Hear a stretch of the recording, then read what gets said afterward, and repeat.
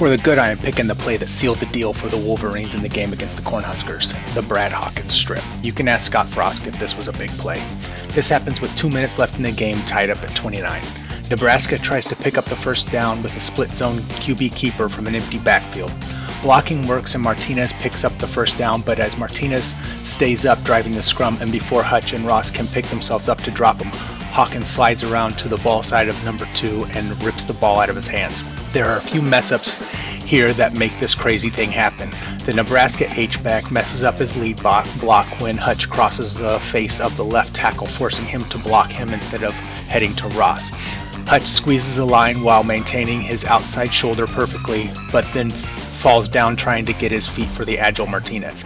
And then Ross has to lunge over Hutch to try to stop number 2, but misses. Hutch is kind of slow to get up and plants Martinez when he does, giving Hawk just the amount of time he needs to get a grip on the ball and rip it away. He then picks up his own strip and runs it for a few yards before being tackled by Martin, who is staying alert.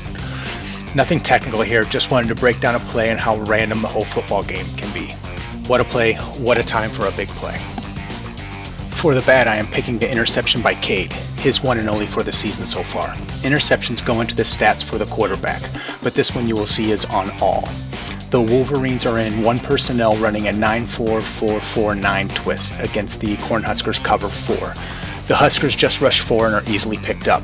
Cade identifies it fast and sees the opening he wants right between the 2 linebackers and wants all in the space right behind the ref there. All running a 4 should run like he is going seam, then plant, spin, and work his way back to the quarterback and into the spaces of the zone. Cade throws the ball exactly where he wants to and exactly where all should be, and if he had worked back then he would have had the position to make the catch. I don't think All ran the route confident in what he was supposed to run. Like he was running 75% sure he was supposed to run a 4, but 25% thought maybe a 9.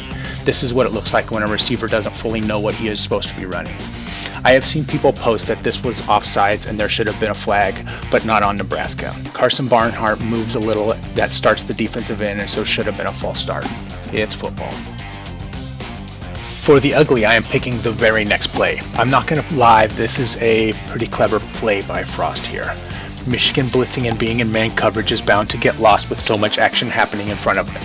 Nebraska lines up all bunched up in what can be best called like a 10H bunch. Michigan counters pretty much head up on the offense with Moten playing a bit deep shaded to the narrow side. So we have Gray on the outside 88 guy and Hawk on number 3.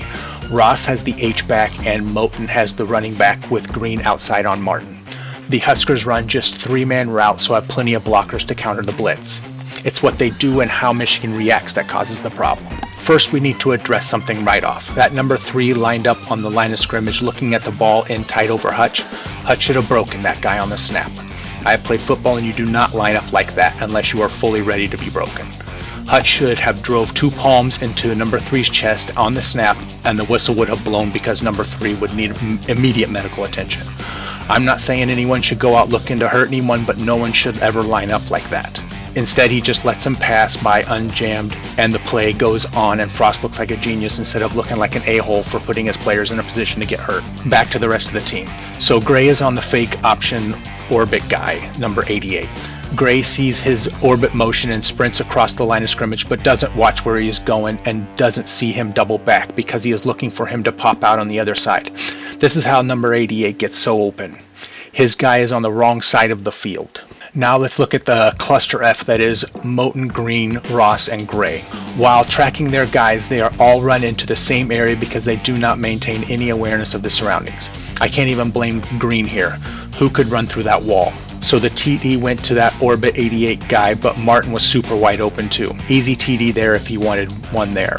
2 of the 3 guys that went out on routes were super wide open. That play was ugly.